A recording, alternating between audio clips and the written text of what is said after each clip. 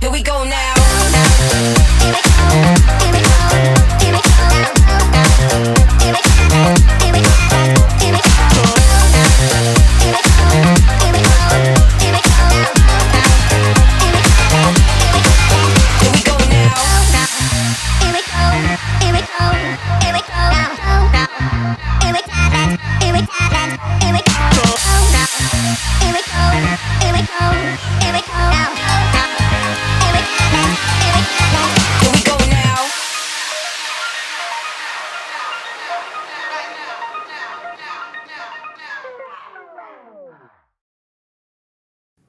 Hello, I'm Dr. Ross Walker.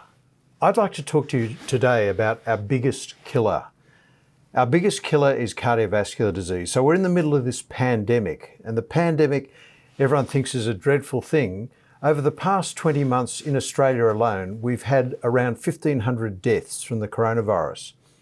Over that time, we've had close to 80,000 deaths from cardiovascular disease. So we really need to be focusing on what's the most important issue in our health, and that is our cardiovascular health, pretty closely followed by cancer. So I'd like to start off with a story. In the late 1960s, a 7-year-old boy was playing at home and a family friend had visited. It was a cold Sunday afternoon in Sydney, and this was a very, very cold day. This young boy was playing in the house, and his family friend Fred had excused himself to go to the bathroom. As the boy walked down the corridor, the door to the bathroom opened and Fred dropped dead in front of him. The little boy was taken into his room and told never to think about this again. Fred had gone to heaven, he won't be visiting anymore. Now that's the first story. The second story is about 14 years ago, a 53-year-old cardiologist was playing soccer on a cold Sunday afternoon in Sydney. 20 minutes into the game, the 60-year-old fullback on the other side dropped dead suddenly. Now, because he was a fullback, the cardiologist resuscitated him. Had he been a forward, he would have let him die, of course, because they're such prima donnas. And the cardiologist kept him alive for 15 minutes. The ambulance arrived, he was hit with the packer-whacker, went back into a good rhythm, got to Royal North Shore Hospital, and within 2 hours had his chest split open and had coronary bypass grafting. Now, the reason I'm telling you these two stories is that the 7-year-old boy and the 53-year-old cardiologist was the same person, and that was me. And back in the days when I was a young child, back in the 60s, there was no treatment if someone died suddenly. But these days, in the last couple of decades, we've had wonderful treatments for heart disease. But here's the problem. The problem is the best treatment of heart disease, the best treatment of cancer, the best treatment of all modern diseases is not to get them in the first place. And what I'm talking about here is prevention. But here's the problem with the medical system. We spend 88% of our health dollar on people who are already sick. And the reality is that the best treatment, 50%, comes from our lifestyle behaviours. 20% comes from the environment, 20% of disease is your genetics, and only 10% of people have access to really high quality healthcare. So the system isn't working and the system needs to be improved. And here's one of the problems with modern medicine. One of the big problems is that we have the ambulance parked at the bottom of the cliff waiting for people to fall off. So instead of fixing the rails at the top of the cliff, i.e. prevention, what do we do in medicine? We build faster ambulances. It just doesn't make sense. It's a bit like people in the financial world waiting for people to go bankrupt, then they give them financial advice. So we need to really start focusing on prevention. And the problem is with the coronavirus, we put so much attention on treating the virus. And I'm not saying we shouldn't, and I'm saying the death of anyone from anything is a tragedy. But what I'm saying is we really should be getting our focus onto where it really counts. Now, one of the other big problems in our modern world is there's too many people. So we have to divide our health dollar based on the population we're being exposed to. And one of the other big problems is, of course, air pollution, because there are too many people. And you'll be surprised to know that air pollution accounts for 1 in 8 deaths now around the globe. 1 in 8 deaths due to what we're doing to the environment. This is just a shameless plug for my latest book, The 5 Stages of Health, where I talk about all of these things in the book. But then let's focus now on cardiovascular disease. It kills at least 17 million around the globe every year. 31% of the deaths worldwide are due to cardiovascular disease. There is no one listening to this today, no one watching what I'm saying right now who has normal arteries.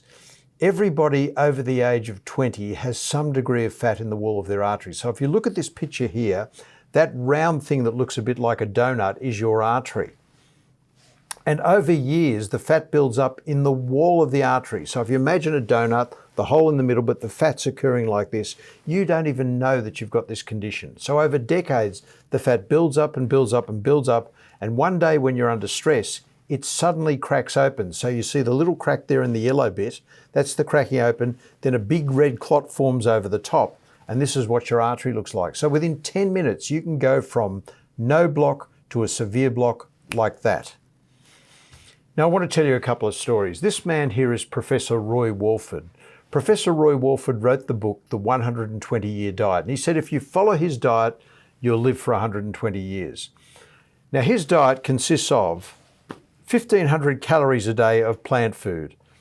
And he has a small group of followers around the world, not many, of course, who look like this. These people don't have an ounce of body fat. They're constantly cold, tired, miserable, and often depressed. But they believe if they follow Professor Walford's diet, they will live to their 120. And let me also say there's no alcohol, no coffee, no meat, no fun in this diet. So I'd like to tragically report that about 10 years ago, Professor Walford died at the ripe old age of 79, despite writing the book, The 120-Year Diet. He lived 1 year less than most people live in this society on average. And so no one wants to live that sort of miserable existence. This woman here is Jean-Louise Calment. Jean-Louise Calment is the longest living person ever who had a birth certificate. She died at the age of 122 in Paris. At the age of 121, she recorded a rap dancing song. At the age of 120, and this fact is like putting a knife in a cardiologist's chest and twisting it. At the age of 120, she gave up smoking because she said it was becoming too much of a habit. Now again, not all of us are going to live to our 122, and certainly we don't want to die in our late 70s. You can live longer than that if you follow what we're talking about today. But here's the problem. It's your genes that loads the gun and your environment that pulls the trigger. So all heart disease is genetic. But I've never seen one person in 40 years of practicing medicine who had a heart attack, a stent, a bypass, or a stroke who wasn't under some degree of stress at the time. But they still had lousy genetics in the first place. Now we look at the 5 primary risk factors for heart disease. What are they? High cholesterol, high blood pressure, cigarette smoking, diabesity. Diabesity is the combination of diabetes and obesity, and of course a family history. So, and what does that mean? Not you've got a grandfather who in his 80s had a heart attack. I'm talking about one of your first degree relatives had heart disease before the age of 65. But the reality is the 2 genetic common causes of heart disease are a thing called insulin resistance and another thing called lipoprotein little a. Now you've probably never heard of lipoprotein little a before, but 1 in 5 of you have this. So let's focus first on insulin resistance. Insulin resistance is the commonest genetic abnormality in the world. 30% of Caucasians, 50% of Asians, and close to 100% of people with darker skin or olive skin are insulin resistant. And how do you know you're insulin resistant? Firstly, after an overnight fast, your blood sugar level is elevated, or what we call hemoglobin A1C, which is the 3-month control of your sugar, is elevated. Now, if your doctor says, oh, I think you might be insulin resistant or pre-diabetic, let's do a glucose tolerance test, don't do it.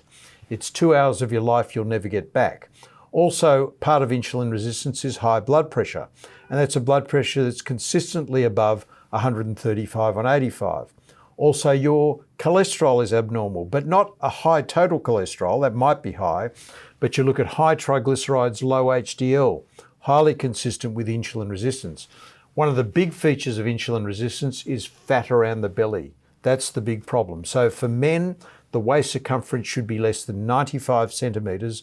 For women, it should be less than 80 centimetres. I'm sorry, ladies, I don't make the rules, but it's 80 centimetres. And then finally, all of these things lead to cardiac disease, to fatty liver, to gout, and even many of the common cancers as well. Now, this woman here has a very big backside. It mightn't look good, but it doesn't hurt. What hurts is fat around the belly. And you see here, impolite as they were, the other bears could never help but stare at Larry's enormous deer gut. And that's the problem. It's fat around the belly. And we see here what we call the metabolic syndrome. The metabolic syndrome is insulin resistance becoming a clinical syndrome. And you see the progression of insulin resistance to the last fellow sitting in his chair, consuming excessive takeaway food and not doing a lot of exercise. Now, lipoprotein a, this is a lipoprotein a molecule. I don't expect you to get too focused on this, but 1 in 5 of you listening to this tonight or today have a high lipoprotein a in your bloodstream. And the only way of getting it is to pick the wrong relatives. It is purely genetic. Now, I'd like to tell you a story about this man. This man's one of my very dear friends, a man by the name of Peter Switzer, who's one of Australia's top TV and radio economists. Now, Peter doesn't mind me telling the story because he wrote about this on his website. But Peter, very, very healthy man, lives a very good lifestyle, but his father died at 53. And I said to Peter, look, it's about time you come in and have a coronary calcium score. And I'll explain to you a bit about that in a second. So Peter had the coronary calcium score. It was extremely high. I put him on my treadmill, did a stress echocardiogram, took a picture of his heart before and after exercise. He had quite severe changes on the stress echo, put him straight into hospital. No symptoms at all, by the way. He had severe triple vessel disease and had bypass surgery. Why did Peter have coronary disease? Because he had an elevated lipoprotein a. Now, most doctors aren't even measuring this routinely, which I do in all of my patients and have done so for the last 25 years. And this study here clearly shows the higher your lipoprotein a, the higher your risk.